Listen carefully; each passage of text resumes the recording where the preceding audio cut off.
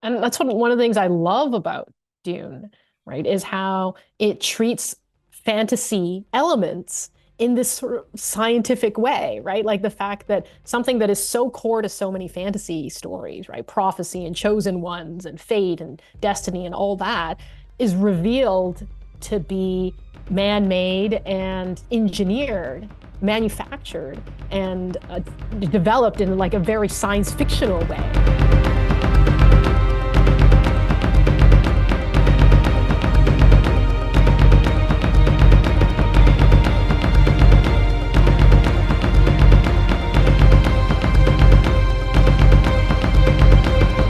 Welcome, friends, to episode 303 of the Ink to Film podcast, where we read the book and then see the movie. I'm filmmaker James Bailey. And I'm writer Luke Elliott. This week we discuss Denis Villeneuve's 2024 film, Dune Part 2.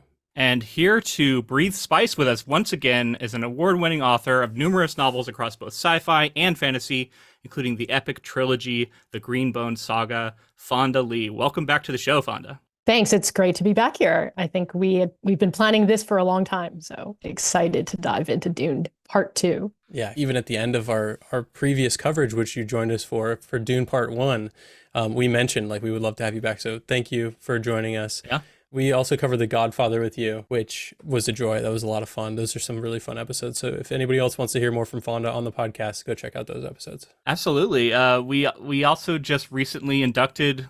It's kind of a spoiler for the episode, I guess, but Godfather was one of our first Hall of Fame adaptations we inducted on our 300th episode.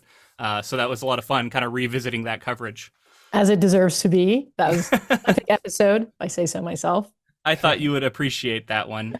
Yeah, since you've been on, now actually, this might have been around the time you came on last time, but I don't think we shouted it out, and I want to make sure I mention it. Time Magazine put out a list of the top 100 fantasy novels of all time, and Jade City was on there, and I was so excited for you when I saw that. Thanks, and Luke. also Jade Legacy came out. I think it was coming out soon after you came on last time. You also released The Untethered Sky through Tor.com, I believe. So you've been doing lots of stuff, and I just wanted to check in with you and see how everything's going with that.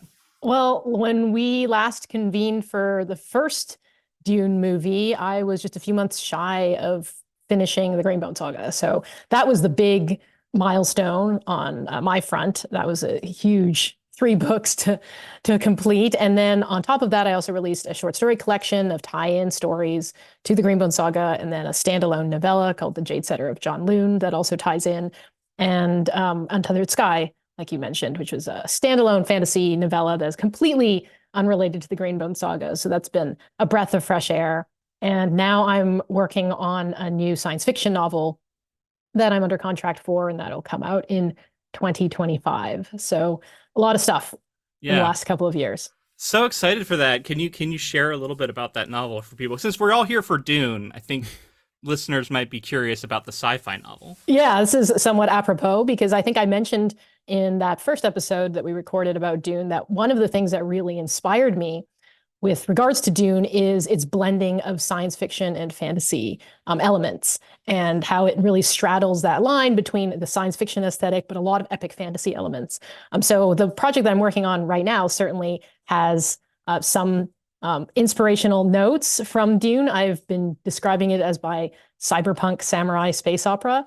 It's a science fiction story that's set on a very desolate and remote colony planet.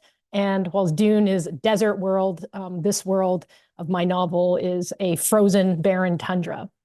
So a lot of the same sort of idea of of human civilization that's existing very much on the edge in this extremely harsh, very unforgiving environment, and political intrigue, very much hearkening to the same sort of politics, palace intrigue kind of elements that you find in Dune.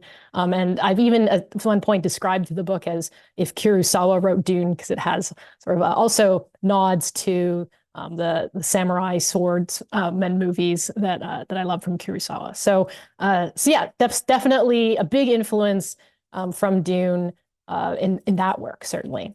That sounds so cool. I'm looking forward to reading that. And I mean, just the overlap that's happening here. It's so fun that you came on for our Godfather, and you talked about some of the inspiration towards the Greenbone Saga, and then hearing the seeds, like as a fan, knowing that something like that's coming, that's going to be like Fonda's take on a Dune-esque influenced story. I can't wait to see what that's like. Yeah, it's called The Last Contract of Isako, and it will, if I manage to stick to my writing schedule, will be out in 2025. Yeah, oh gosh, can't wait for that. One other thing we mentioned last time, and I think fans of our podcast, because we all follow adaptation news, we had talked about how there was this Peacock show in the works for Jade City, and I know there were some setbacks with that. Yeah. So I just wanted to ask you about that and like see if there's anything new you can share or anything like that. Yeah, well, I can definitely speak to how hard it is to get something adapted in Hollywood. So every book that you guys talk about on this podcast has overcome a whole bunch of obstacles and jumped through a whole bunch of hoops to even make it to the screen.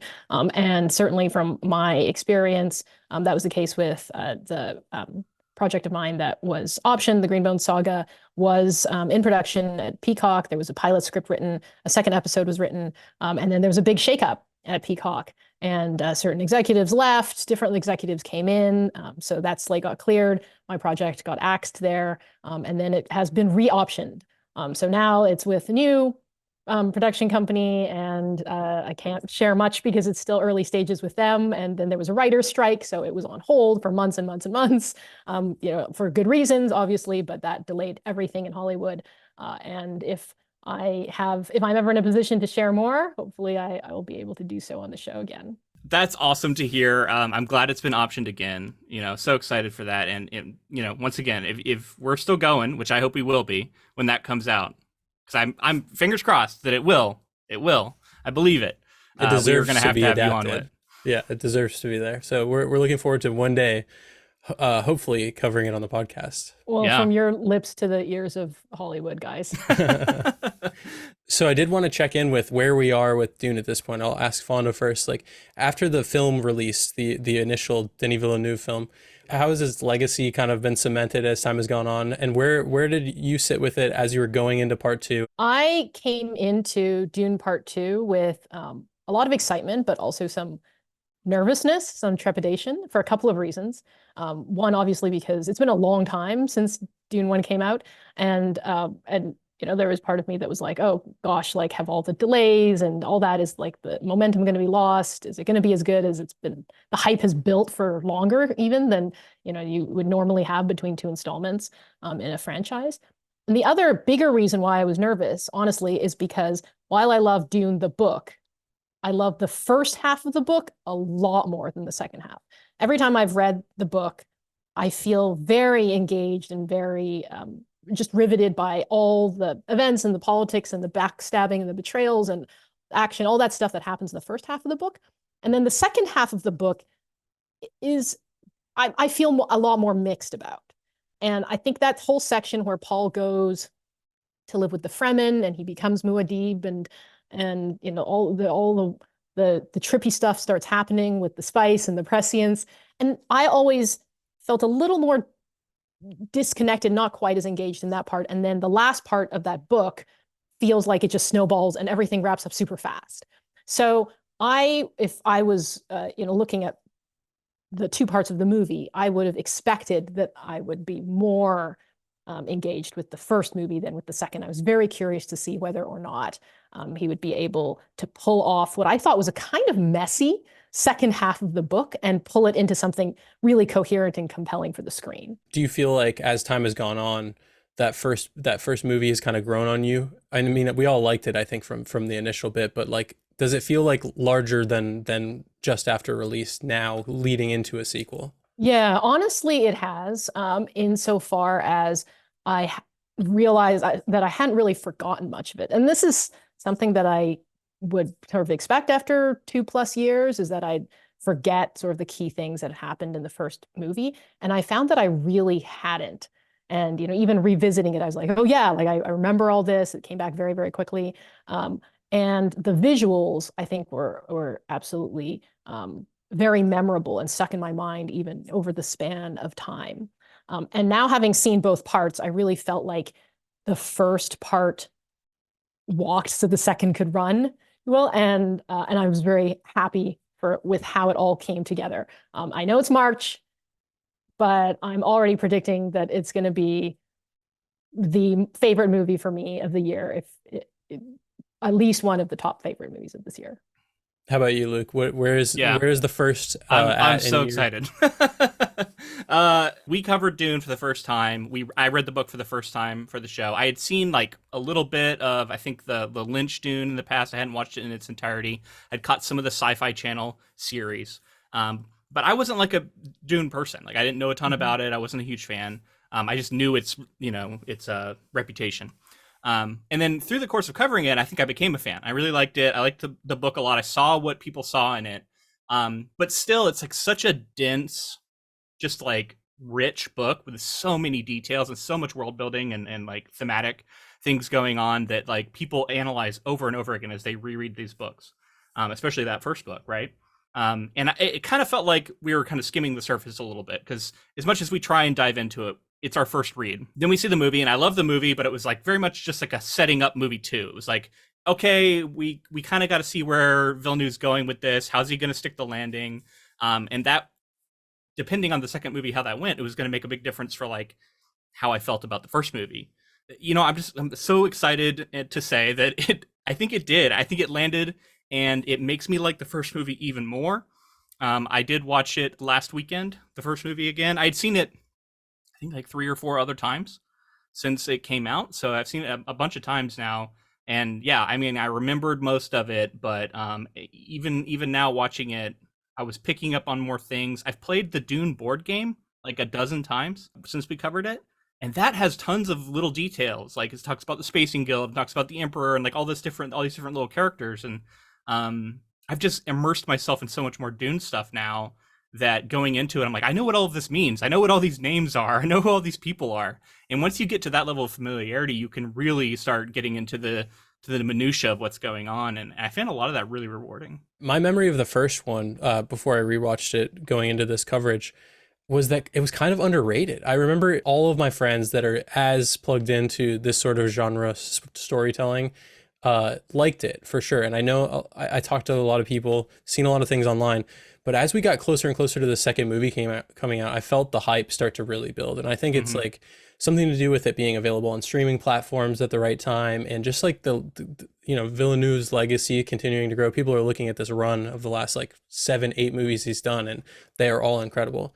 And I just saw the buzz really start to build, and I've always been excited for the second movie, but it reached an unbelievable peak as we got up to the second movie's release.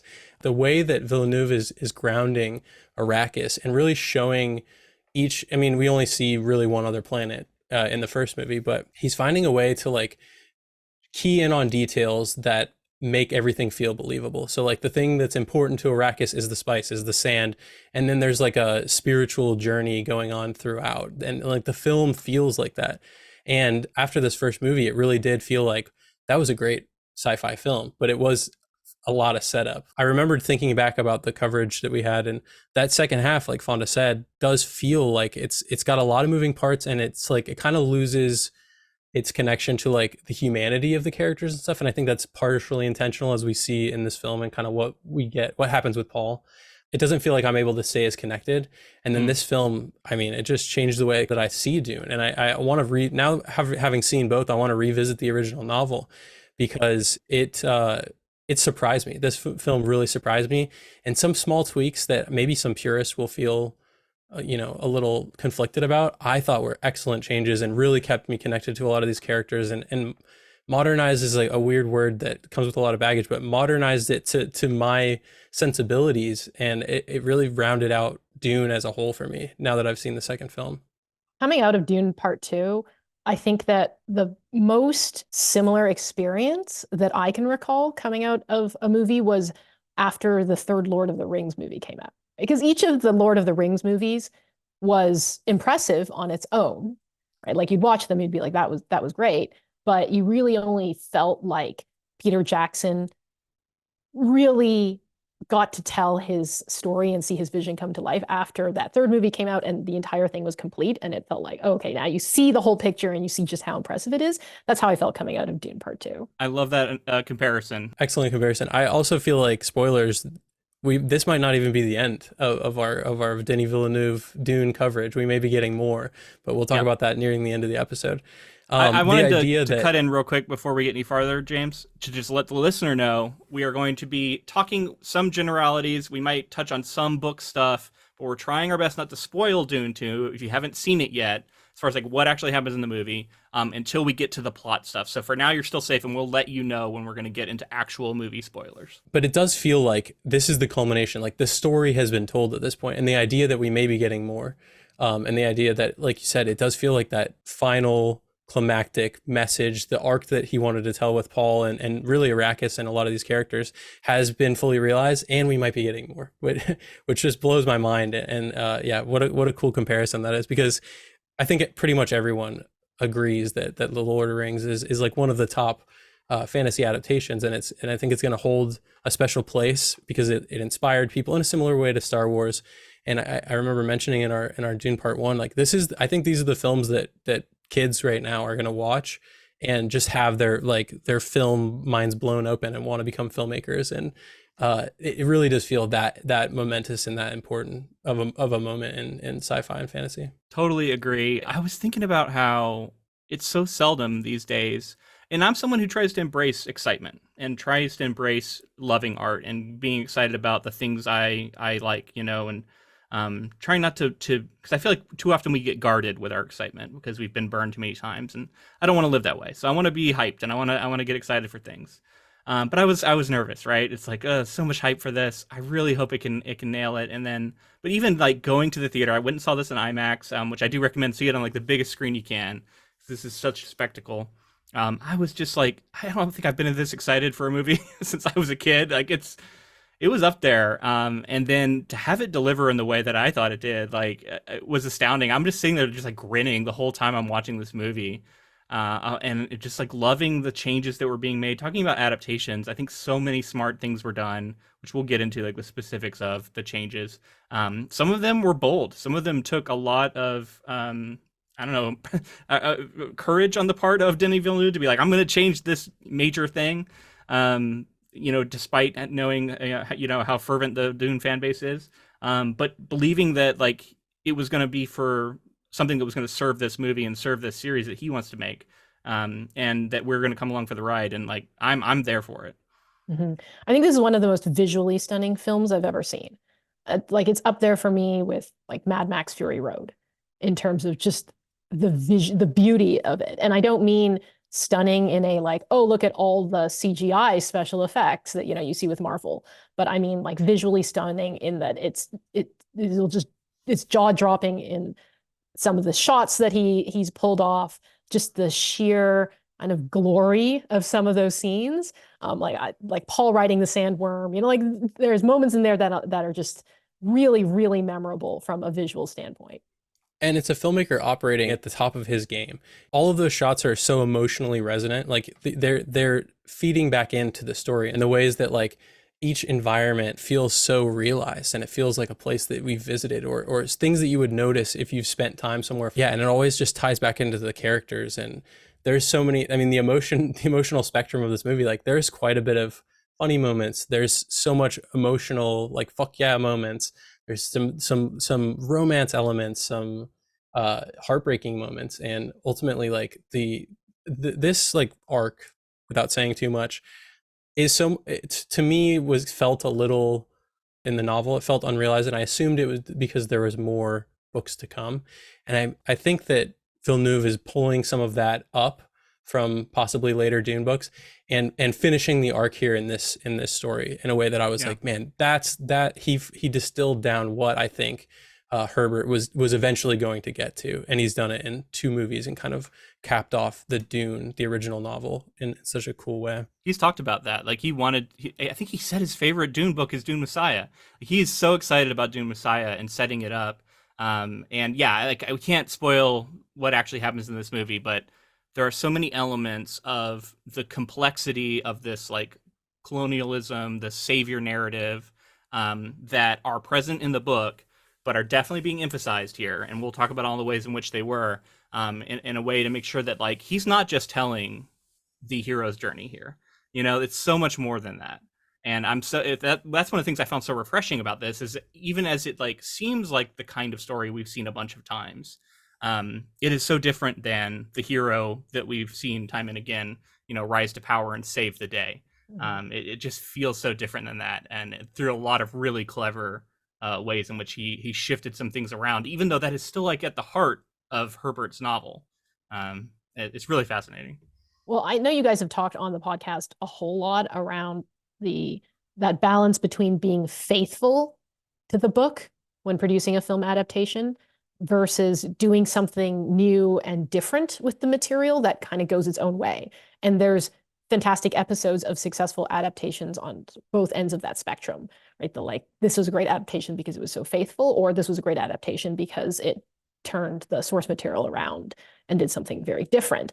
And with Dune Part 2, I felt like it did that very, very difficult job of kind of straddling those sides, right? It is still, I felt like it was very faithful to the book, even though there are some extremely significant changes. So it doesn't deviate so deeply from the source material that I think Frank Herbert would find it unrecognizable, or, there's plenty of adaptations that do that, but it also makes the story cinematic and fits the medium of a admittedly very long movie in a way that the book couldn't if you had been faithful to the book. For one thing, the second half of Dune stretches years, and Villeneuve, I think, had to make some pretty strategic decisions about how he was going to take the key plot elements of that second half of a book and weave them together in a way that moved faster and with the proper cinematic pacing for it to be comprehensible as a standalone movie in itself, but then also comprehensible with the first half of the duology. I love how much of the weirdness of Dune made it into this movie, and how we watched a documentary called Jodorowsky's Dune, which is this infamous unmade version of Dune that has influenced so many different projects from Star Wars to Alien. Geiger did the art concepts for a lot of the stuff with the Harkonnens, all these different things. And I thought a lot of that was even sort of coming out in Villeneuve's adaptation. He has to be aware of that. And I felt like there was all kinds of visual references to some of that concept stuff that we had seen. And it just feels like someone who is a massive fan making this movie of a book that he grew up with, but also someone who is, an artist themselves at the top of their craft and making a second original that is going to be their version of the story. And the things we talk about in adaptation, it did feel like all of it was on display, all the best things. And then I want to shout out James, because I think you were the one who was really pounding the table for this is the current generation's Lord of the Rings. It's that big in filmmaking. And I remember kind of backpedaling a little bit on that, because I'm like, Lord of the Rings is such a huge accomplishment. I don't know if I'm ready to say that about this, but you're looking really smart right now with the way that this movie came, because I do think that's what we're in the middle of, honestly, because especially if the third movie comes along and is equally as incredible as this one, this is going to be the new trilogy everyone's going to be looking at. And I'm just so excited that we're right in the middle of it. It seems impossible that something like this could ever be made, because there's every single element of it serves a greater purpose in telling these stories. You could have some subjective opinions about oh, I wish they had done this differently. I wish they had, played up this part. But I think when you look at this film and you look at the way that it's playing with a book that was unadaptable, everyone has said forever, it's unadaptable, and doing visual things just to talk about some of the Harkonnen stuff in this film, doing visual things that will become a trend now going forward. They use infrared techniques that have existed for a while to get that sort of super contrasty black and white with some of the grayscale stuff. But that look so perfectly encapsulates the Harkonnens. And Villeneuve talked about some of that, the brutalist look and how their world informs them as characters. And this is all things that you can pick up from the texture of the book, but to actually realize it in this way and to say, well, the sun desaturates everything. It pulls the color out of the world. And in that way, that's kind of showing what the people are like of that world and that planet. And they are stark, I would say. Like they make decisions based on black and white. You know what I mean? They are very kind of almost primal. And I just felt like that is such a good representation of like finding a way to like visually tell who these people are. And he does that across the board for every race of people, every costume that we see. The Fremen are so well realized. It's just the kind of storytelling that like I said, people will dream of forever. And it never ceases to amaze me that like people out here like Denis Villeneuve exist, and that he can pull something like this off and capture the imaginations of everyone, making us feel like kids again. I was just thinking actually about one of Villeneuve's earlier films that I think was deeply underrated and that I loved, which was Blade Runner 2049.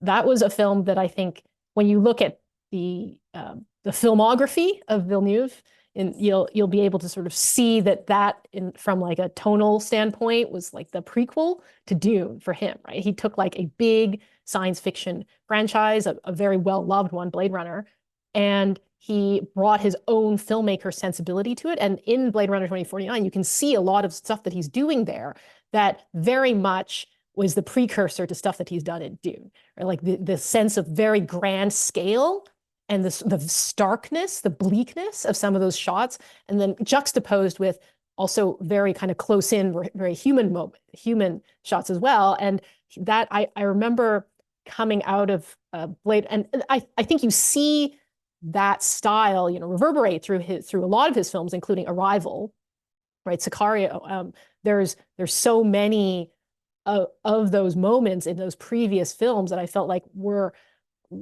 just sort of the stepping stones to what came to full realization in the Dune movies. And I love what you said about those humanizing shots too, because that's, I feel, where he excels. It's like this grand scale means nothing if we don't really buy these characters and their humanity and the way that like he evokes these emotions. Famously, currently, very, very recently, Villeneuve came out and said something that people ran with, and it was that he doesn't like dialogue in films. Like dialogue is a thing for TV shows.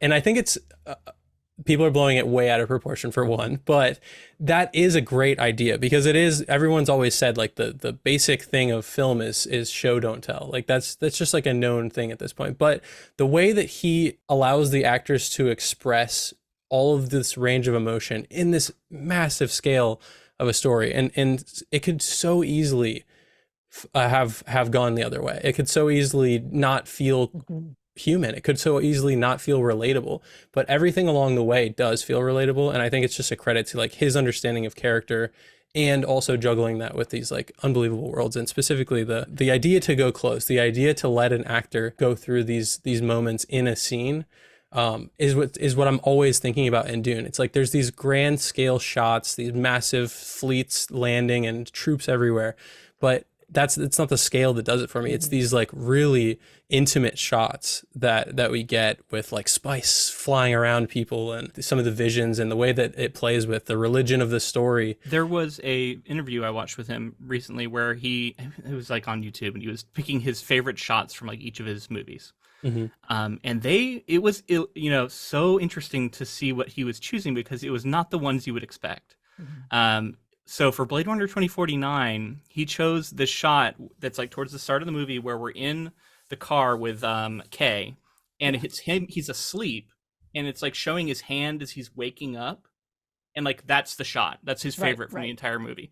And it's like he's talking about the intimacy of like hands and how he loves to show them. It makes us feel tactile in the scene, and like that attention to detail and that attention to the close moments is what makes all that big stuff work so well. Yeah, there's even, when you mentioned that, I thought immediately of a scene in Dune 2 where there's a huge explosion. It's near the end, without spoilers, we're not there yet, but there is this huge, big explosive moment, and then the shot of a hand or coming out of the sand, right? Like so, and that, again, very much on the level of what Villeneuve has tried to do, which is juxtapose these big worlds, huge scope moments with the very small grounding moments. And I often I often feel like I'm trying to write the way Villeneuve films his movies, which is to be incredibly efficient, because this is a long movie. And I made sure I emptied my bladder before I went in. I was drinking water. I mean, I needed to make sure I didn't miss any of it. But I also felt like very little was wasted, that there was just no bloat. And it could very easily have become a bloated film, and it was not. Yeah, because we talked about how like so much time passes in the second half of this novel that he's condensing. Like as far as the amount of text, it's smaller than like everything that comes before it. So many things happen in those intervening years, and there's so many little plot lines that even kind of occur off page that like in a movie you're going to have to do in some way if you wanted to try and stick to the letter of the book. That honestly, this was a bigger story than even part one was, even though it's like less page count.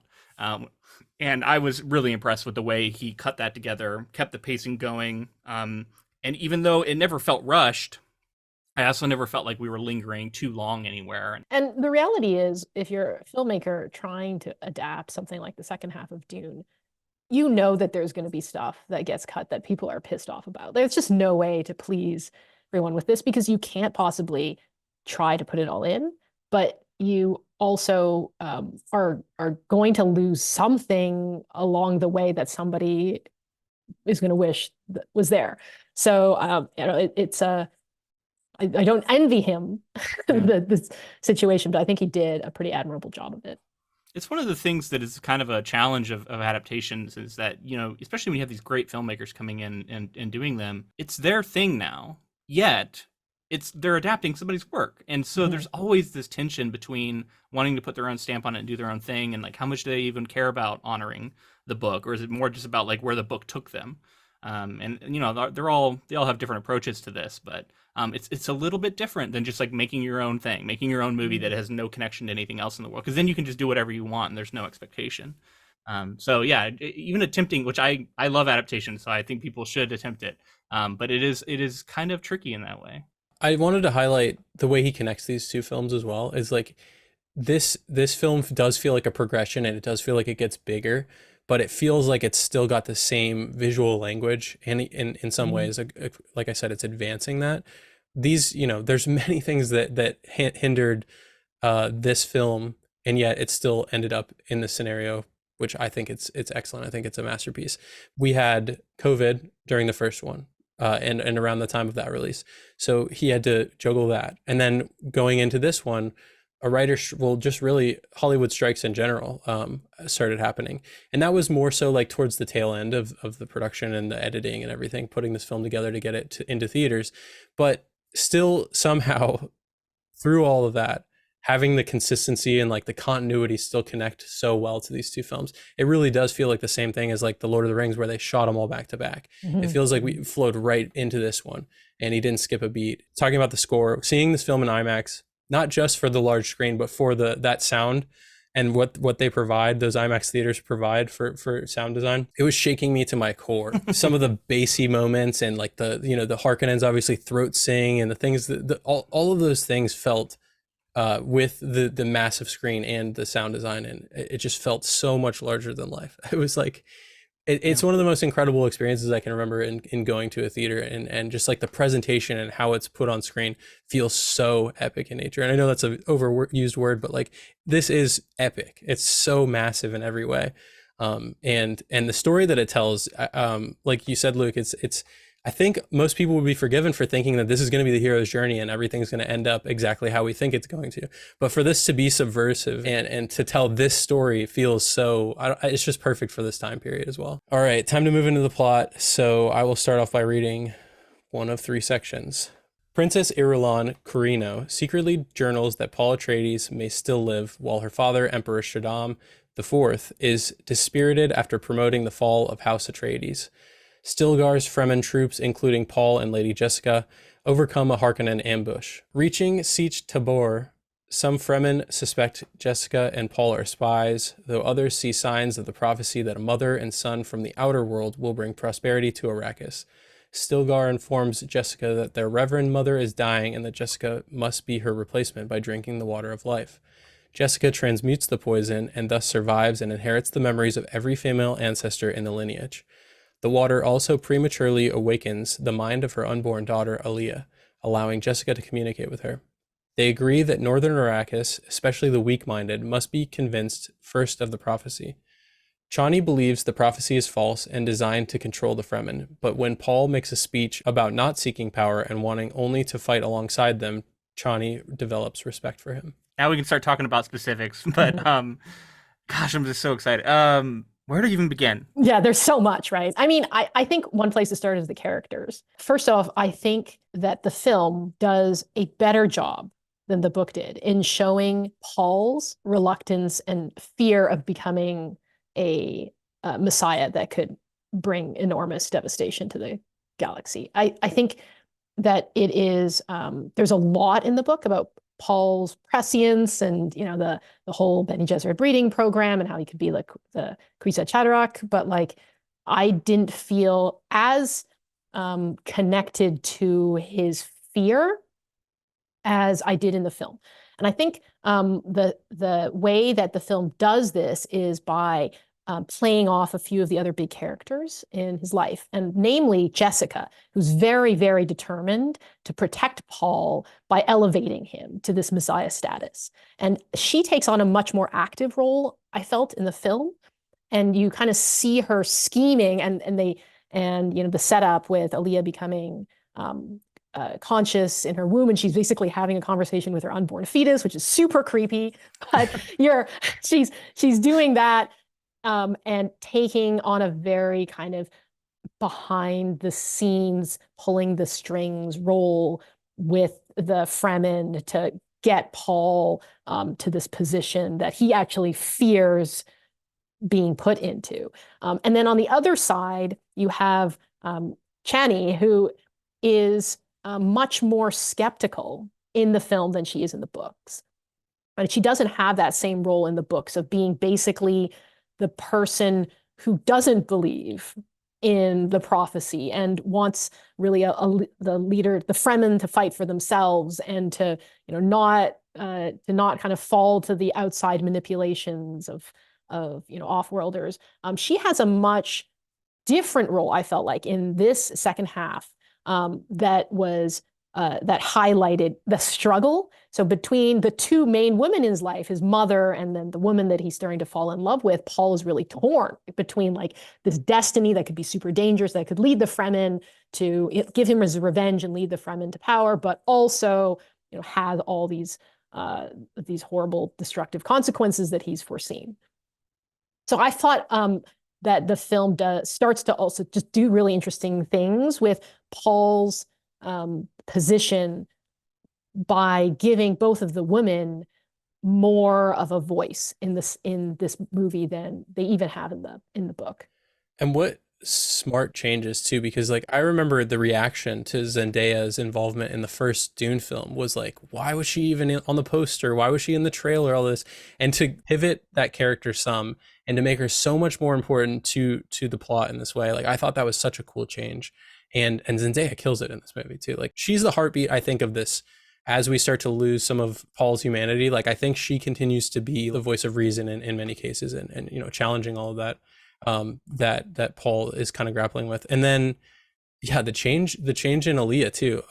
It would have been weird to have a little adult baby human running around. Yeah, so I mean that. I did wonder, how are they going to deal with this? Like that was a big question in my mind, was how are they going to deal with the issue of Aaliyah? And it's interesting what they did by basically bringing her character forward so that she becomes like this voice that Jessica is having conversations with. But they also kind of solve it by just not having her. Like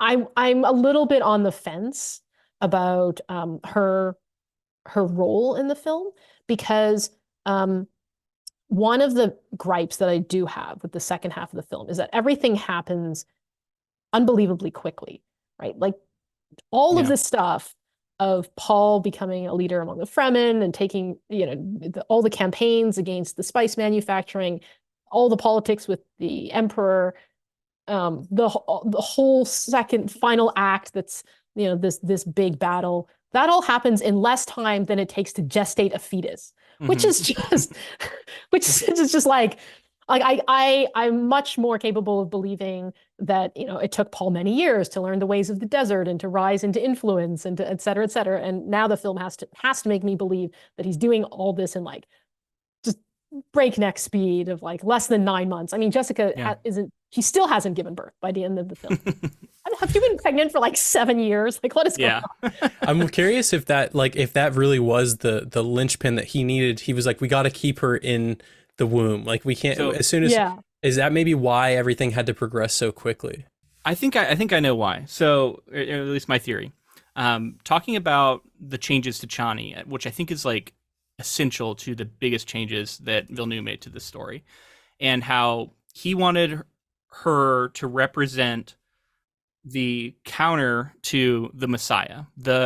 She's the person who's looking at this messianic figure and saying, this is actually bad for us. Even if in the short term it seems like good for us, like it's eventually going to be bad for us. This is the way that we're enslaved. I think she even says at one point. And she's at least skeptical of it, even as she falls in love with him. And I think to sell this part of the story, he focused a little more on the romance, because in the book, a lot of this just gets jumped over. It's like he has some feelings for her, and then all of a sudden we fast forward in time, and they're together now. They've had a kid, and they're you know, which is completely cut from this. Everything goes so fast. You're like, whoa, okay, and you don't get any of the romance. So you're like, I guess they fell in love. I never saw it. Whereas here you get some of that, which also makes us feel more attached to their relationship, which makes us feel worse for Chani later. And then the increased timeline, I also think, sets up the end where, I'm jumping to the end. I'll wait to jump to the end. But there are things that happened at the end that I think only can happen in the sense of a relationship that is still fairly new, versus a relationship where you've been with someone for years and you've had a child together. Yeah. Two very different kinds of relationships. And I think her relationship with Paul still being in that like new phase of like new love, I think works a lot better for what Denis Villeneuve is setting up here at the end. I'm wondering if we get Aaliyah as like the Zendaya role, like maybe Anya Taylor-Joy, like in the next film, has the impact has felt because of the changes that they've made, and now boom, she's the pivotal point in that movie. Because we haven't read, or at least I haven't read Dune Messiah, so I have some idea of where this is gonna go, but I really can't say like how important she could be going forward. So I have read Dune Messiah and Children of Dune, which are the next 2 books in the series, and Aaliyah has a very significant role. And I am curious, you know, if the franchise continues, what they do with her, because she is she's a very interesting figure, and she's at some points she's the counterpoint to Paul. She takes on this role in his kind of religious organization, essentially, and you know, takes on kind of like a high priestess kind of role. So it'll be very interesting. Because I felt when I read the book, I felt like Aaliyah was sort of just one of the really weird aspects that didn't have that much of an impact on the actual plot. But we won't jump to the end, but she, and same with Paul and Chani's kid in the books. Yeah. This kid shows up and spoilers, dies, right? And that's like it. It's like no other role other than to exist and then die. I can completely understand why that was cut from the film version. But Aaliyah, I think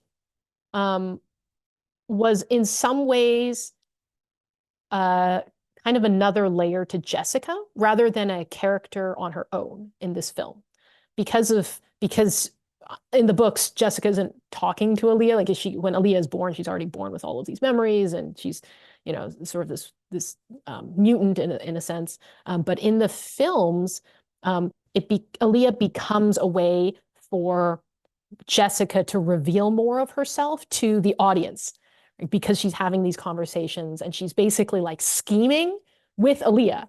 Yeah. So Aaliyah becomes a mechanism by which we know Jessica better.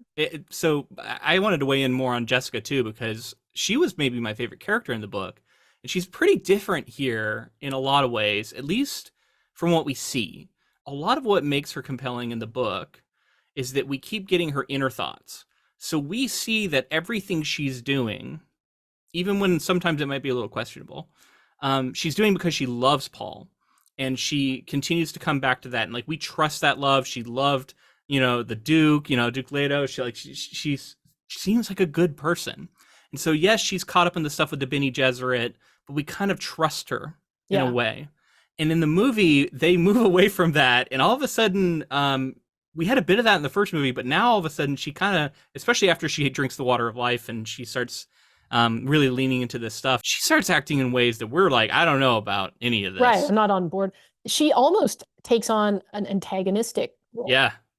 And Alia is part of that, right? Like, she kind of represents the Bene Gesserit influence, I think, for Jessica, is like represented in this fetus. And even though she may still be doing this all out of love, and like she may still be that person at her core, we don't get anything that says that she's necessarily not that. It's just what we're seeing her do on the surface level seems pretty villainous to me.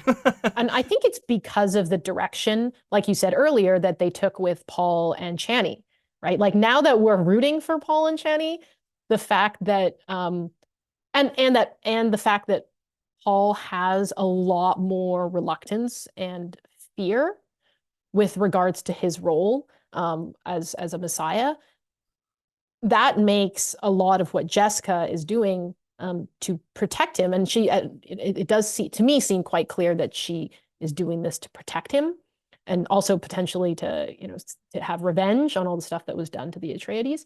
But the things that she's doing now seem obviously in counter to what Chani wants, right? So where they are set up in a way that I think, we're not quite as able to be on board with everything Jessica does. We talk about like the political vying that goes on, and I think there's a certain audience member that does stay on board a lot longer. I would hope at some point they jump off and are like, oh no, I can kind of see what's going on with Paul and some of this Messiah stuff.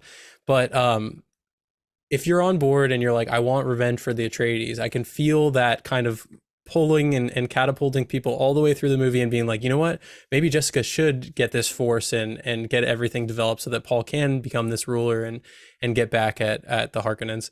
But it's definitely like a sort of mental enslavement of these people as it goes on. Like, she's preying on their vulnerability and some of that, which feels obviously like it's setting up the very colonial figure that Paul can become here. I also love, though, how the audience is made complicit in this. Yeah. Right. In that, we see Chani's point of view, right? When she talks about how, the Fremen they have to fight for themselves, and, this is how they control us. Like, we're like, no, the Bene Gesserit are, they're creepy as fuck. Like, they're doing some bad stuff. But also, like, when all those Fremen start like acclaiming Paul and they start shouting Muad'Dib, your heart, like, it leaps. You're like, yeah, like, go, Paul. So like you're as an audience member, you are, I think, torn as well, right? You're put in this position very much like Paul, where on one hand you can see all the undesirable things that would come with him becoming this messianic figure, but he's also the protagonist, and gosh, you want him to get revenge on the Harkonnens, and like, heck yeah, like, drink the water of life and like do it. It's one of the things that makes this story so timely too, because I think we're at this point in our culture and with our storytelling where we've seen this happen so many times. Like, we're used to the story, we're used to the revenge narrative. And so, like you were talking about, like, who's still on the side, and like, I kind of was like, at least part of me was rooting for all of this, because I've also read this book before, and I kind of know that it's like complicated, but ultimately it was kind of like a fuck yeah moment at the end. But I love that Villeneuve is aware of that and is like, I'm going to really show this other side that is hinted at and alluded to, and it is in there for the first book. But there was a recent Jezebel article, I think it was, came out where Villeneuve talked about his changes to Chani, and he talked about how Frank Herbert, after the release of Dune, one of his regrets was that so many people read it as an out-and-out savior narrative and didn't pick up on the idea that a messianic figure is actually bad. and how it's actually a bad thing. And like so when he wrote Dune Messiah, he really wanted to drive that point home, and that's why that book is so controversial. But I think, Villeneuve saw that and said, well, I'm not going to make the same mistake with my movies. I'm going to make it so that where that is present throughout.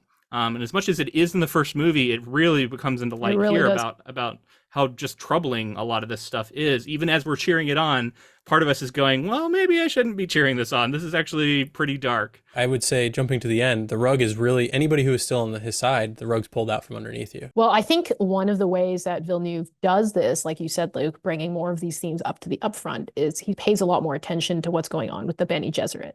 And so we actually see the Bene Gesserit scheming, and we have this whole, introduction even of like this minor character, Margot Fenry, who goes and like seduces Feyd-Rautha, and you kind of you see the puppet masters, right, like working. And I think that's one way he does it. The other way he does it is with the character of Stilgar, right? And Stilgar is a character that I was very fond. I really liked Stilgar. Like, he's so well portrayed, but in the books, he's a very well respected leader of the Fremen. But in the movies, he also has much more of a prominent role as a true believer. Right? He believes in Paul's messianic status very early on, and he's really selling it, right, to all the rest of the Fremen. Lisan al-Gaib. Yeah, Lisan exactly. al-Gaib, every time he got the chance. yeah. Every time he's like, as written, Yeah. he's right there. One of my favorite moments is when I forget exactly what he does. Maybe one you can remember, but Paul is like, I'm not this. Like, stops calling me that, and he's like, Right. he's so humble, exactly as the Lisan al-Gaib would be. Yeah. It's like so perfect. Like, everything feeds into it, no matter what he does. Yeah. Such an important character in the way that he like starts to really, like you said, he's the respected figure, and he starts to really bend all of the non-believers to eventually ending up there. To jump ahead a little bit, we do have like a pretty prominent, I would say, like quote unquote Sith turn for Paul here, to make a Star Wars reference. And I know people are going to walk away from this having not kind of connected with the Dune material before and say, like, doesn't this feel a lot like Star Wars?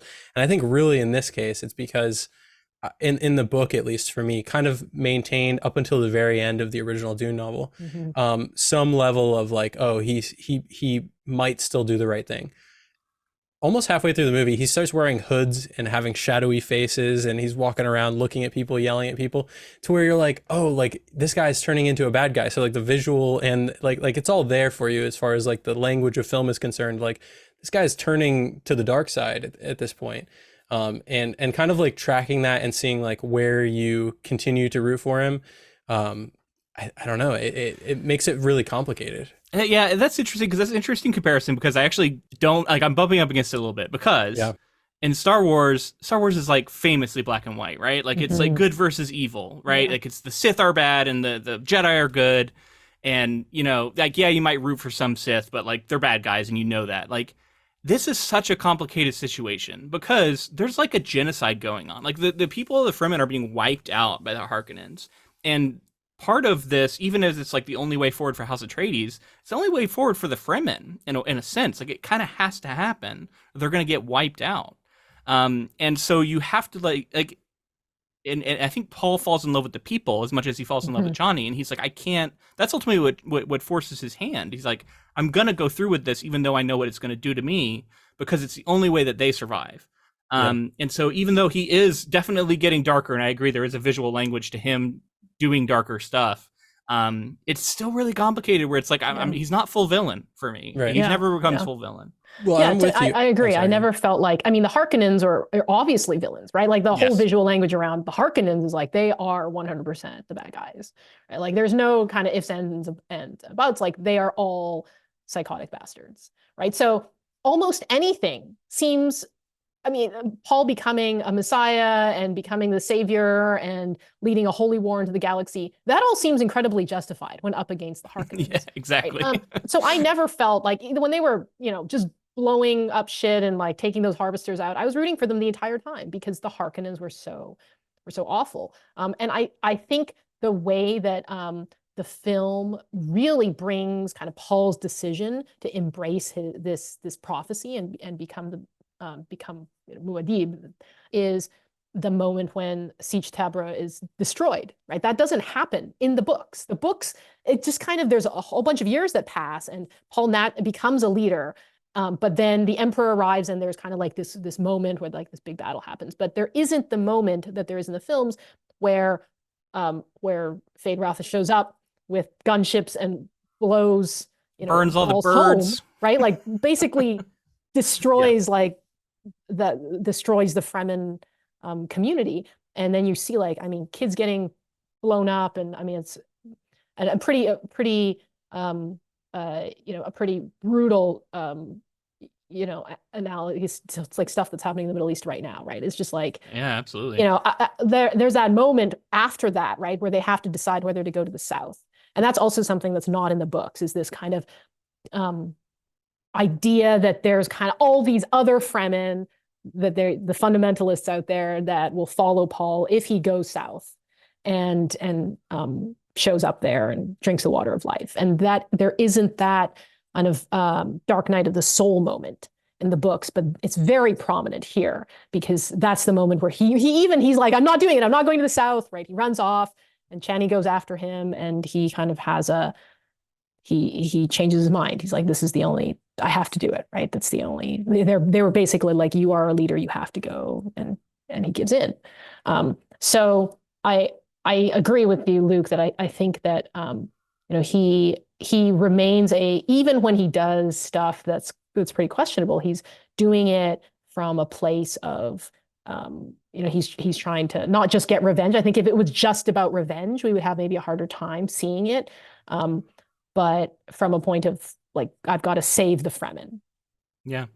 But then he's obviously going to, like, it's like so many things, right? Like something can start out in a reasonable place, and then it can get out of hand and quickly get into really dark territories where we didn't sign up for that. And I think that's the feeling I'm getting. But we got to move on in the plot. James, are you ready? So Paul embraces Fremen ways and learns their language, taking part in rites such as riding a sandworm and assisting in raids on Harkonnen spice harvesters. Paul forms a romantic relationship with Chani and takes on the Fremen names Usul and Muad'Dib. Due to the continued spice raids, Baron Harkonnen replaces his nephew Rabban as Arrakis leader with his psychotic, murderous younger nephew Feyd-Rautha. Lady Margot Fenring, a Bene Gesserit, is sent to seduce Feyd, subject him to the Gom Jabbar test, and secure his genes, in case Paul's bloodline is unsalvageable. Jessica travels south to unite with more fundamentalist Fremen. Paul fears his visions of a holy war will manifest if he also goes south as a messiah. He stays in the north and reunites with Gurney Halleck, who leads Paul to House Atreides' hidden atomic stockpile. Feyd attacks Siege Tabor, which forces survivors, including Paul, to journey south. Upon arriving, Paul drinks the water of life and falls into a deep coma. Chani awakens him by mixing her tears with the water across his lips, slapping him when he awakes. He attains both prescience and knowledge of the past, seeing a vision of an adult Aaliyah on a water-filled beach and realizing the Baron is his maternal grandfather. Not to beat a dead horse, but the idea of like an Anakin Skywalker would have been more apt than a Sith. Paul still fighting for like a rebel force definitely complicates things. There's no question. When someone says, hey, I've never seen Dune, I've never read Dune. Well, hopefully they've seen the first Dune movie, but I've never read Dune. And they come in and they say, oh my God, they're stealing everything from Star Wars, which is inevitably going to happen. The correlation here that I'm trying to make is giving credit back to Dune, because people are going to walk away saying there's this rebellion force. There's someone who is seen as good, who turns to the dark, and is also, quote unquote, the chosen one, who is kind of pushing back against it with motivations that are more complicated than just like good and bad, being like Anakin Skywalker wants to keep Padme and the ones he loves alive, and the dark side offers powers that are unnatural, all that kind of thing. Here we're seeing kind of the opposite with Paul, who's like, he's getting these visions and he's saying like, I don't want any of it. And I don't care what it's going to do for me. Yeah, so you're trying to say credit to Dune because Star Wars is inspired from Dune. Correct. Yes. I think that should be noted. So in this part, I think we got to talk about the writing of the worm, because what a moment. Incredible sequence. The scale of this thing. It's just epic. What do you think of that scene, Fonda? I loved it. Oh my gosh. My heart was pounding. In that particular scene, or the riding the sandworm scene was like a highlight of the entire film. And I think credit to Villeneuve for managing to pull it off in a way that I mean, like the sandworms themselves, right, are like have been depicted in kind of with bad special effects in the past. So, Yeah. so I was kind of curious as to like how they would bring them in and whether or not they would how prominent the sandworms would show up. But I think that was a really great character moment for Paul. And also just seeing like all the sandworms show up again, right? When they're fleeing to the south, they show up again in the final battle.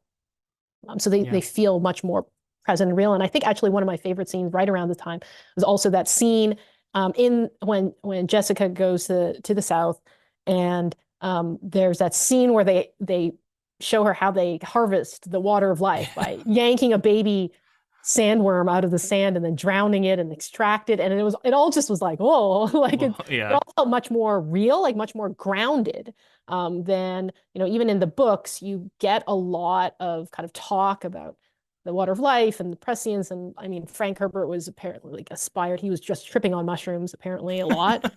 and the books get very, very sort of navel-gazy about the effects of spice and prescience and all this stuff. But the films make it just seem much more grounded and like less kind of abstract than it's presented in the books. The worm writing scene, one of the things I absolutely loved about that. So first off, I think it was in that same interview, and he was talking about his favorite scenes. And from this movie, he said that it was the most challenging that he did in the entire movie, was getting this moment right. And I think one of the things that really sells that and makes it so powerful is the reaction shots of the Fremen who are watching it, because this is the moment where we start to believe that they view him as a messianic figure, because this is a miracle to them. This is the grandfather of the desert. They've never seen a worm this large. And this, in the book, he's 15. I don't know if he's supposed to be that age or not in the movie, but this kid basically is now writing on it. And Chani's face when it happens, like even she, the skeptic, is caught up in this moment, and you can see like she's in now. And at that moment, I think is a turning point for her too, where she's now on board with this. Yeah, I like the scene in the tent that they're all kind of celebrating at some point. I think it's after a raid. They're also celebrating after, which the raids were also extremely intense and very cool. Really cool to see them. Like it's just I'm always gonna pull for a rebel team. You know what I mean? Like it's always always gonna be them together too, which is like again so important. Their relationship so much stronger in the movie. And that scene where they're celebrating afterwards and they're kind of talking, and this is when he gets his names, Usul and Muad'Dib, and the way I think that was after like, they got Gurney back. I think that was that moment. Okay. Yeah. And obviously like the connection to Muad'Dib, that's credit to Frank Herbert, but the way that like Villeneuve has chosen to have a few scenes of these Muad'Dib little desert mice like running around and how they're self-sufficient and what they mean. Yeah. And how it's clearly like a funny thing that, oh, he's this great figure and he's choosing Muad'Dib as his name. But the thematic like weight that carries through and what it means for like him as a Fremen surviving in Arrakis and dodging sandworms and surviving the heat, he really has become like one with his people. So you can see like the death of that as it progresses along, and him like realizing at the end when he's like harnessing these people, and knowing that he's sending the people that he set out to save possibly to, dangerous situations at the least, probably their own deaths.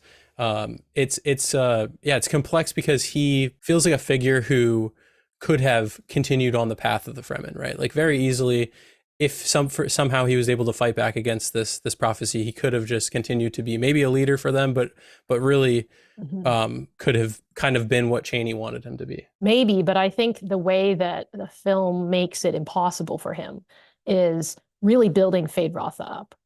Right, like I think we get that scene, that really stark, colorless gladiator scene, with Feyd-Rautha, and he has to fight like the three remaining Atreides, and basically like it's kind of the nail in the coffin for the Atreides, right? Because he's killing off these three prisoners that they've kept, for him to kill for sport, and I felt like he was a much more dangerous presence in the film than in the books. The books, the Harkonnens are scheming, they're doing all this stuff, right? But they don't feel like as much of an immediate danger, possibly because the books cover so many more years. They feel like more like a distant threat and a kind of this, there has to be a reckoning eventually, but there's not an urgency to it. While as the fact that, Rotha shows up, I felt sorry for Rabban in that moment. Yeah, a little bit. And maybe it was because, Dave Bautista, Yeah, he's just so likable. So likable Yeah. that I felt even worse for him. But because the Harkonnens are much more present and Rotha himself is much more built up as a villain, it puts Paul in a more urgent, like, pressure cooker situation. And well, he's set up to be the prophecy. He's set up to be the Lisan al Gaib, or I guess it would be slightly different if he became the sort of chosen one, but he's set up to become that. And so, especially once Paul drinks the water, I think at that point he's aware, because he can start to see the future, and he can see, like, I gotta go this certain way, otherwise it's gonna go to Feyd-Rautha, and like that's gonna ultimately be really bad for everybody. And he says there's this narrow path. Mm-hmm. And at the time you don't know, is there the narrow path where you can do this without becoming everything you're terrified of becoming? Mm-hmm. Or is there a way that you're going to do it where you still have to? And I think that's kind of what the series going forward is going to be about. I assume, just from what I've heard about future books, is that like Paul thinks he has control over this, or he can exercise some control in small ways and maintain a sense of like doing the right thing, even as he's like following the footsteps of this prophecy, which is laid out by the Bene Gesserit. One of the coolest things about prophecy and religion in these books that I keep coming back to is it's all man-made. It's not religious in the sense that we often think of it. It's like created by the Bene Gesserit for their own ends. And so, yeah, you're following a prophecy, but it's a prophecy they made, and it's self-fulfilling, and yet it's still just as powerful as any religious thing that people believe, absent from that, because it's all about the power of religion and the power of messianic figures. Yeah, and that's one of the things I love about Dune, right, is how it treats fantasy elements in this sort of scientific way, right? Like the fact that something that is so core to so many fantasy stories, right? Prophecy and chosen ones and fate and destiny and all that is revealed to be man-made and engineered, manufactured, and developed in like a very science fictional way, in Dune universe. And I love that too, because it's just because they can see the future doesn't mean it's actually religious, because it's just like that's just a power they have, and like it's like deterministically, it's like they can see probable futures. And one of the huge themes in Dune Messiah is how prescience is kind of a trap in a prison, and there's a lot of kind of philosophy that comes out with Paul because of his prescient powers, where it essentially realizes that having the ability to see the future is a horrible burden, and actually traps you into that future, because you don't have kind of the very normal human experience of being surprised by life. You just know too much now, and you know all the tragedy that's going to befall you. He can foresee all the horrible things that are going to happen, and almost becomes inhuman because of it. Yeah. I did want to talk too a little bit about the religion stuff, because Luke, you're saying like, yeah, it's man-made, but like I would argue, not to be controversial, but like all religion is man-made. And so the idea that like this, it's usually, and that's the commentary Frank Herbert is making, is like that it's usually some sort of power dynamic where people are trying to control or in some sense like prey on fear or something like that. And like that's clearly what the Bene Gesserit are doing here. And it's like the oldest, strongest lever of power that people have used time and time again to control and to, like you start blending religion with politics, and it always gets dangerous, and it's a really, dangerous thing to do. And of course that's what's happening in Dune. And that's what's happening all over the world today. So it's obviously, again, very timely. One of the other things that happens in this section that we're talking about is the return of Gurney Halleck. And I think that's a really key turning point as well. First of all, I was missing Gurney a lot. It's like, oh yeah, finally, like when Gurney shows up and he's strumming some tunes as he's so hanging out to see that. with the mercenaries, with the smugglers. But I think the key to Gurney's return was bringing kind of Paul's past in line with his present future, right? Gurney represents the Atreides, the House Atreides, right? He's the loyal retainer. Atreides, man through and through. And so when he shows up and he kind of reminds Paul of what's been done to his family, I think that's where revenge reemerges as one of Paul's motivating drivers. And then, Gurney is also like, oh, by the way, I know where the atomics are hidden. Yeah. And, there's that moment when Paul kind of unites his two identities, right? Where he proclaims he's Paul Muad'Dib Atreides, and he brings out his father's ducal signet ring, and like Gurney has a really emotional moment. You can see he's just like he's tearing up. And so I was glad to see that Gurney was I was kind of wondering how he would come back into the film.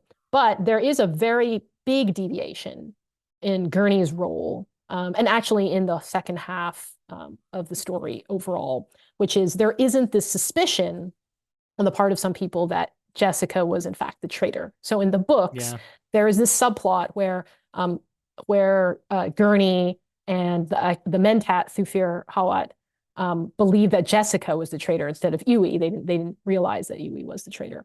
So there's this kind of plot twist in the books where Gurney is out to kill Jessica, and he wants her dead because he thinks she's the traitor, and Paul did not foresee that. And in that moment, when Gurney almost kills Jessica, but unfortunately he doesn't. But Paul then is like, oh, I didn't foresee that. I need to improve my prescient abilities, and that's kind of what motivates him to drink the water of life and all the stuff that happens. And it's a different, very different motivation than in the films where there's the whole destruction of Siege Tabr. And also one character that I think got unfortunately cut completely from the second book, right? Thufir Hawat in the books goes and works for the Harkonnens and becomes a Harkonnen man, and with the goal of killing Jessica, and there's a whole subplot there. But I can understand why that was cut, because there's just already so much going on. Right. And he kind of remains loyal to House Atreides, even as he's performing his role in like every way he can. He's also being poisoned in a way, and then as soon as they stop giving the poison, he dies. But at the end, it's revealed that he was like still a true Atreides man through and through. I saw Denis Villeneuve say that was like the most painful cut, was cutting him from the second movie. But I think it was done for time, is my guess. Right. Another interesting change too is, and this is again adding much more for Chani to do, is like she's been woven into this prophecy, right? So she, like, as much as she doesn't believe it, she becomes a part of it. Specifically when it lines up that he takes the water of life, and then it's only her interaction with him basically that brings him back. Right. But there's a change there too. Jessica forces her to do it. She uses the voice on her. And so even as she is now complicit in a sense, she also has this moment of like she was forced against her will. So when she starts rebelling against this is something I was touching on earlier, she's set up to much better say like, I don't know about this and I never have known about it. Whereas if you all of a sudden come around to that after being with someone for years and like taking part in all of this and being fully on their side, you're like, oh, come on, you kind of know what you signed up for. Whereas here, she's been kind of on the fence about it all along. She got forced into that thing from Jessica. And she ultimately, I think she also, we see that it's coming from a place of love. Whereas like I felt the love of Jessica for Paul more strongly in the book. I felt the love of Chani for Paul much more strongly in the movie. And she represents the person I fell in love with is getting lost to all of this, and you're changing in front of me into something that you were afraid of, and that I also like kind of helped you get into, and now I feel bad about it. And it's just very complicated. And I just love this change because it makes her such a much more of an interesting character. But it just brings the conflict of Paul Atreides, Paul Muad'Dib, like it brings that inner conflict into just such a center frame now, whereas that was more of a subtext of the book, in my opinion. Whereas like I don't even know how much we talked about that in our book coverage. I'd be curious to go back and listen to it, because I feel like we didn't like emphasize it that much, even though it was there. Yeah, it is interesting, I think, how the different layers of the story are highlighted to different extents in the film versus the book. I felt like in the book there was a lot more philosophy around the spice and the prescience and knowing the future and what that meant, and also the Aaliyah being preborn and having all this prescient power and basically an adult in a child's body. I felt like a lot of that was more prominent in the books, but that would be really hard to highlight to the same extent in the film, because so much of it is very interior, and it's hard to portray an interior experience like having prescient visions of the future in film in the same way. But a lot of the relationships are much better developed in the film, and that subtext, like you said, Luke, that comes out a lot more strongly. And amazingly performed by Rebecca Ferguson too. Yeah, like we haven't talked a lot about individual performances because there's just so much to talk about in this movie, but I think she's incredible as Jessica, and this turn towards the darker side of Jessica, she does that stuff so well. Like, we've seen her be villainous in other roles, and she can be really scary, when she wants to be, and yet she does maintain this core where, like, just you can kind of see through it that she means well, she believes in Paul, and she wants what's best for him. But her way of doing that is leaning into the things she's always known, the Bene Gesserit and this prophecy. And she maybe doesn't even recognize, or is at least just more on board with all of the dark things that are going to come with that. But in doing all this, she's also going up against her sister Bene Gesserits, right? Because she's, they have their own plot going on, they very complicit in the destruction of House Atreides and pulling strings. And it's so smart, right? Because if there was just one prophecy, then you wouldn't have all this conflict. Instead, it's like we've laid all these seeds, and somebody's going to be this figure, and she knows that it's going to happen to somebody, so she wants it to be Paul. Because if it's not Paul, he's going to die, and we're going to be cut out all of this. But yeah, that creates that conflict. So it's actually just really cleverly done from Herbert. All credit to Herbert for that. Luke, you mentioned the some individual actors. I think we should talk about it a little bit here. Timothy Chalamet as Paul Atreides, he does a good job. Like, this is the typical like Luke Skywalker type role, main character, and often there's like there's not like a ton to sink your teeth into with these characters, and some of the more interesting characters are on the peripheral. But I think Timothy Chalamet brings a lot to it, and I think especially the turn that happens and the complication with the character.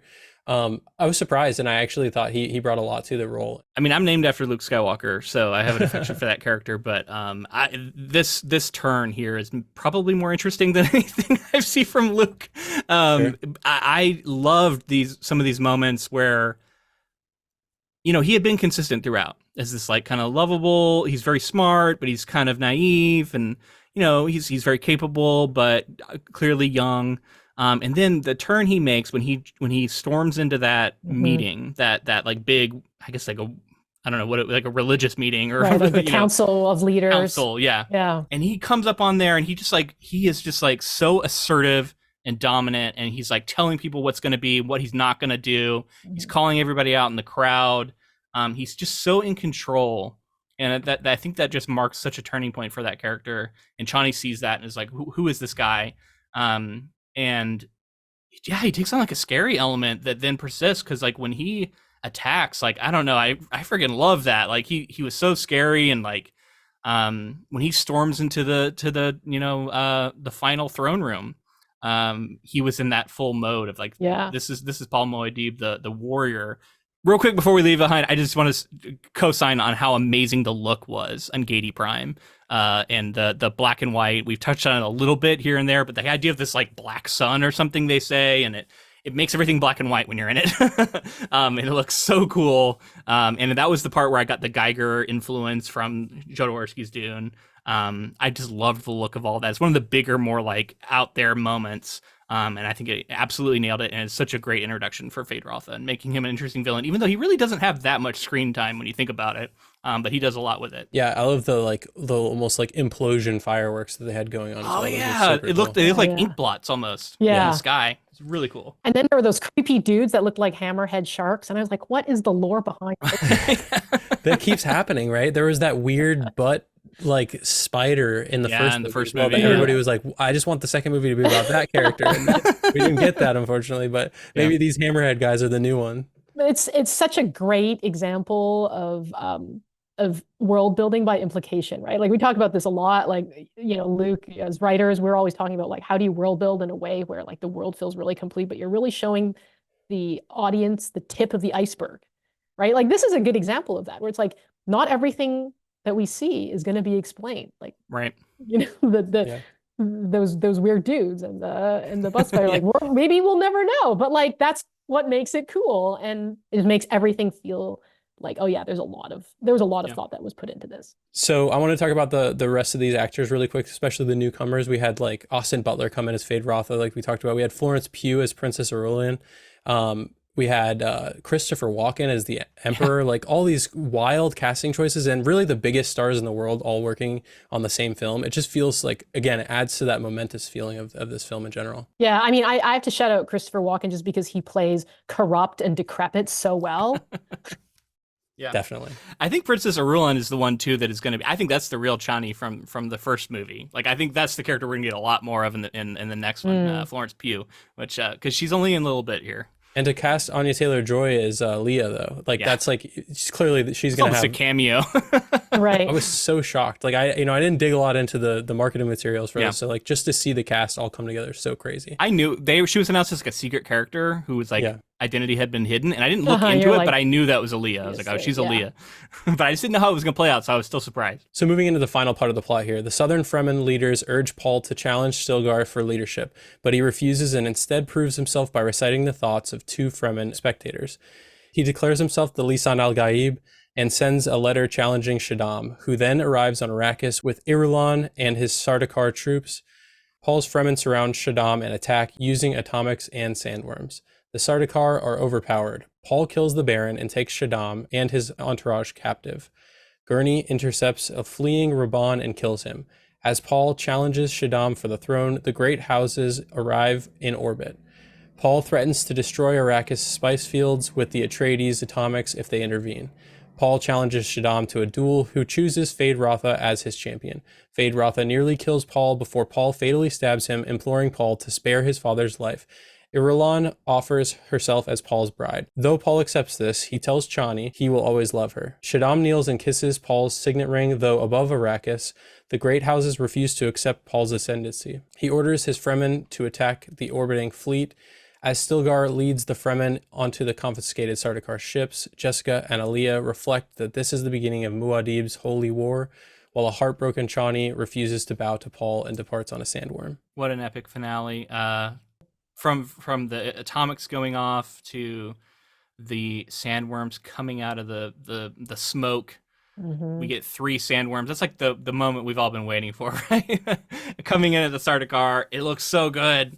Just the way he did scale. I also love how the Fremen explode out of concealment in the sand before they engage with the Sardaukar. And there's a lot of epic. But even like at this point, I think he had set it up so well that like I had, as much as I was looking forward to this moment, I was so excited for it. There was like a pit in my stomach about it because you know what it represents, and he had set it up. And that in every other version of Dune I've experienced, I didn't have that reaction. It wasn't as like present for me as he managed to make it. And that's one of the brilliant things about this adaptation, I think, is like making it there and like showing the burning bodies that we had seen in his visions and knowing that that's coming true now. And it's like those piles of burning bodies, like, yeah, he caused that. And here we go. So even as we're like, fuck yeah, and I was still like, fuck yeah, like you're like, oh, also, but this is also kind of scary and bad. Yeah. The books always made me feel like everything snowballed super fast. And then the book just ended. Yeah. And like a lot of cool stuff happened at the end. But like the last 100 pages is like so much happens. Yeah, so much happens. Like his kid dies. Aaliyah is the one who kills Baron Harkonnen. Yeah, with the Gom Jabbar, by the way, which was yeah. I reread the end of the book and I saw that. I had forgotten. But yeah, I did have this feeling with the book that like a lot of stuff happens in a really short amount of time. And to the credit of the movie, I felt like everything was built up really well, so that when everything happened, it did feel like, oh yeah, we've been building to this. I think that that last scene, the knife fight with Feyd-Rautha, I was glad that stayed because we needed a final showdown. Totally. And then I really liked how like one of the very last scenes is this kind of exchange of glances between Jessica and the Reverend Mother.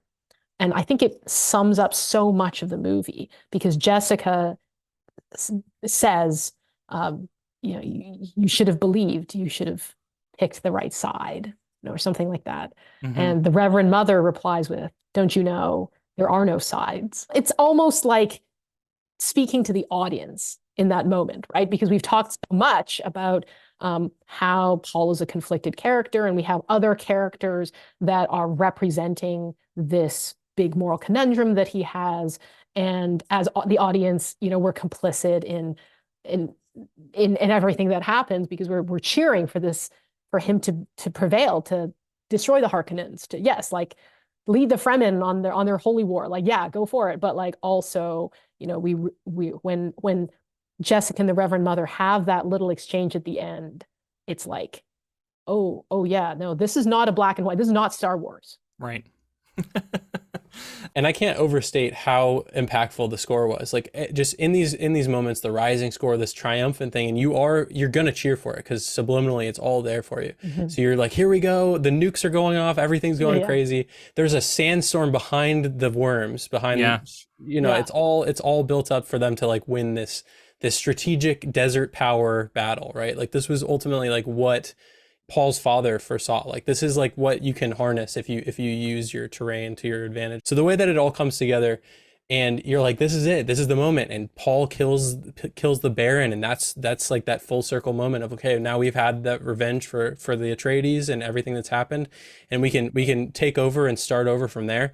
And then it just starts to spiral. Like I feel like if you're a viewer there, you're like, okay, like we've done it, this is it, this is where the natural conclusion of the hero's journey ends now that we've built it all up. But because of Denis and really Frank Herbert setting up this idea of this messianic figure not necessarily being a good thing for you know, a people, we get into the scenario where he doesn't stop there. He keeps his foot on the gas, and he's like, well, now I'm going to become the emperor.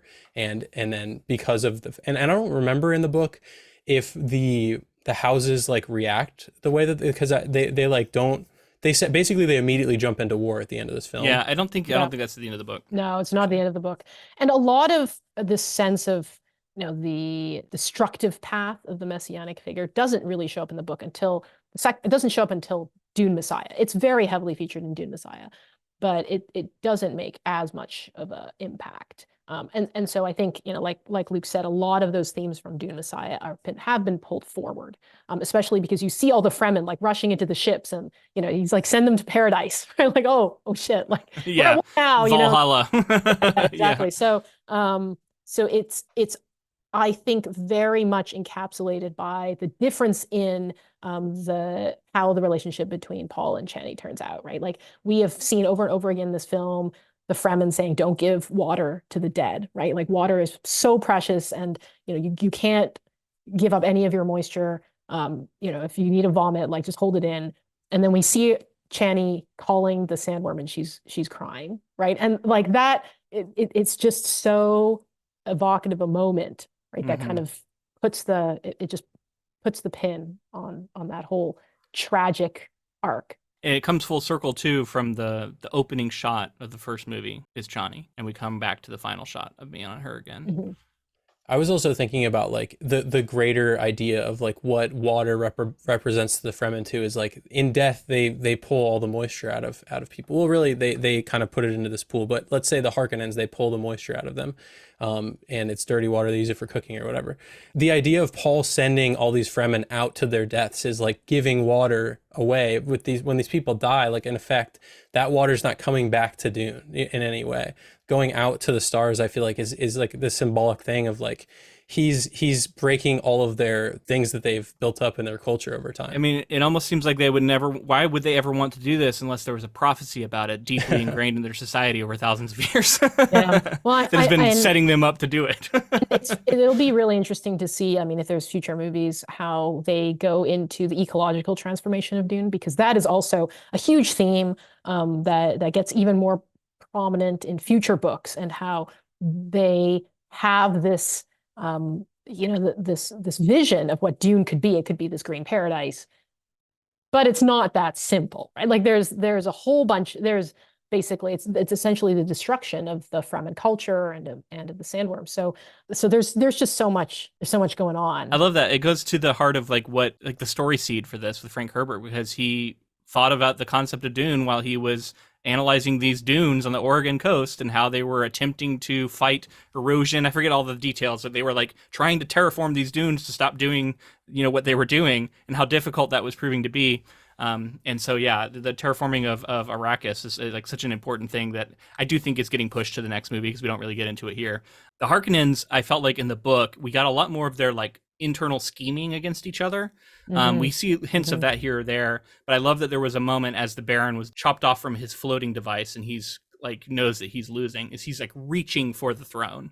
And I thought that was a sign to me that everything he had told Fade about how Fade was going to be the emperor was a lie. I was like, somehow he was planning to get on the throne himself, even though we didn't necessarily get the details of that in the movie. That showed to me that even that was a scheme, and I think Fade also knew that because like he had no affection for his uncle. Like he's glad he's dying. He's like, whatever, I don't care. And he even just kind of looks at him amused as he's getting like chopped down. But also the revenge moment where Paul comes in and stabs him. It was a complicated moment. Even as we're like, it's the fulfillment of the revenge. Normally, when that happens, there's an epic showdown with the final villain. But like, he's helpless in this moment. He's been stripped of all of his power, and he's just basically laying there on the ground. And he comes up and stabs him in the neck after saying like something about like Yeah, I think he says basically grandfather. Yeah. Like die like an animal and stabs him in the neck. Die like an animal, something like that. Yeah, stabs him in the neck. We've talked all along about how the Harkonnens represent that evil side. So like the revelation that his grandfather is a Harkonnen, and that's that maybe that evil influence is in his bloodline, comes full circle. But it was kind of also a hollow moment because after all that, we're just gonna stab him in the neck when he's laying there kind of helpless. Obviously fuck him, he's terrible, but like it just wasn't that. That like cheering moment, and I think that's so appropriate for the way revenge plays out in this movie and how it does feel kind of hollow. It doesn't bring anybody back. Like Leto's still dead, but again, he's a really terrible guy, so it's not like I'm sad for him. Yeah, good riddance to that guy. Right. So with this final scene, another thing I think we should address is in the book, Chani stands by Paul, even though the whole like arranged marriage has been set up for political reasons. And here, in a big change to the character, she leaves and she's like, I'm out of here. And I don't know, again, I haven't read Messiah, so I don't know like how that carries forward in Frank Herbert's novels, but that feels like a big deviation as far, instead of her kind of going along with it and being like, all right, well, I do still love him. And I don't know.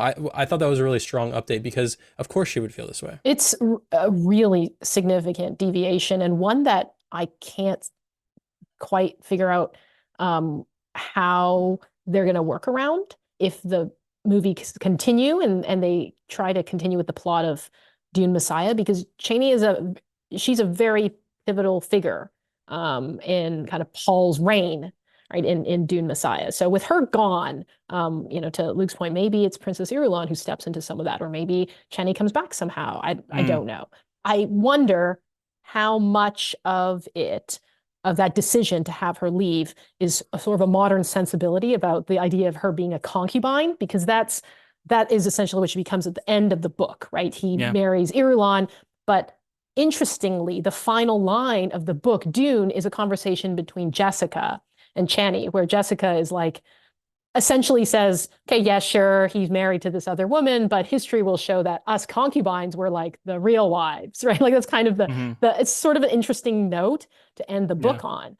This feels dated though. It does, right? And so I think that part of the decision may have been driven by that, where it's like, yeah, I mean, are we gonna be okay with that? Are we gonna be okay with Chani just being concubine? Like, so I there's that element, and then of course the character role, the change, and her skepticism of the entire Messiah prophecy. That's what it comes down to me. It's the culmination of that change. This version of Chani is not going to stand by while this happens and accept this role. It's the final betrayal for her. Even as he says, like, just no matter what happens, I always will love you, or until I stop breathing, or something he says. But even with that, she's not going to be able to stomach this. And it represents that to her, he's lost the boy she fell in love with is gone now, and he's fully embraced this new role, and she can't stand it, and she has to leave, and she's heartbroken over it, right? You talked about her crying at the end. I think it works really well for this change, and I think this is the boldest change and most significant change that Villeneuve did, and it's really clever adaptation choice for me because, like I said before, and I'm going to link that Jezebel article because he lays this out. Frank Herbert regretted the reaction to the original Dune. He wanted it to be more complex. He wanted people to be more mixed about this ending. And Villeneuve saw that and said, I'm going to make the version of it that addresses that problem. And he chose Chani to be the main change. I know we've talked about other changes with Jessica and elsewhere that also feed into this, but she's the main difference that is going to drive that home. And it's the biggest departure, and yet I think it is the linchpin that makes this movie a masterpiece to me, and a fantastic adaptation. I agree. Okay, so in wrapping up here, we have to do the thing we usually do. We have to decide book or film here, and I know that that's going to be difficult to come down on with such a momentous book with Frank Herbert's novel, and then here with Denis Villeneuve's adaptations. I'll go first, and then Luke, you can follow, and then if there is a need, Fonda, you can be a tiebreaker. All right. I am interested to hear where you land on that. My sensibilities are always going to come into this sort of a scenario. I felt like a lot of the updates that was made for these films made it more accessible while losing maybe some of the very intricate details of what makes Dune and some of the science or it's like the science that he was approaching or attempting to approach does get lost some, but like what you gain is so much of this texture in like seeing it visually represented and seeing a filmmaker like Denis Villeneuve explore science and religion and all of these things and then represent that with his filmmaking techniques. I mean, just world-class editing, world-class acting, just production design, visual effects, everything in this movie is just like spectacle. But I love that ultimately it comes back down to substance of character, substance of like everything serving the overall essence of what Frank Herbert was trying to get to. And just the idea that Denis Villeneuve heard Frank Herbert say like, that was what I was trying to tell. And then see Villeneuve take that swing and try to finish that story in a way and put a cap on it. I'm going to take the films in this case. They're just, I don't know, the magnitude can't be overstated. The Lord of the Rings comparison is not given lightly. I won't belabor this too much, but I thought going into this movie, I'm like, I don't know if I can pick this movie no matter how good it is. Because this book, like, it all owes to the book, right? Like, Frank Herbert created this. Like, this is all there. It's not like Villeneuve is adding it as much as he's, like, emphasizing. And there's so many amazing lines that, upon a reread, like, really were standing out to me. There's just so much texture to that book. But this is just nails it. And it does something that Herbert wanted to do in the book. So ultimately for me, it's one of my favorite filmmakers. Like there's just enough there in the movie that I consider a masterpiece, to where it made that first movie work even better. And the combination of the two come together. I think this is the best version of Dune, with the caveat of I still think everyone should read these books because they're really interesting and they do things that the movie doesn't do. But if you're only going to ever do one, these movies are absolutely amazing, and I think you could do well by watching them. Well, I don't need to break a tie. Yeah. But I'll jump in with my views because as a novelist, I'm inclined to favor the book whenever it comes to a book to film adaptation. And the fact is, the influence of the book Dune is undeniable, right? Like the films would not exist if it didn't have the source material of Frank Herbert's imagination. And there's stuff in the books that didn't make it into the movies, that did, of course, obviously have to be cut out. Like the amount of time that it took for Paul to ascend and become Fremen, and the emphasis on prescience and Thufir Hawat's role. There's like a lot of stuff that obviously couldn't make it to the screen.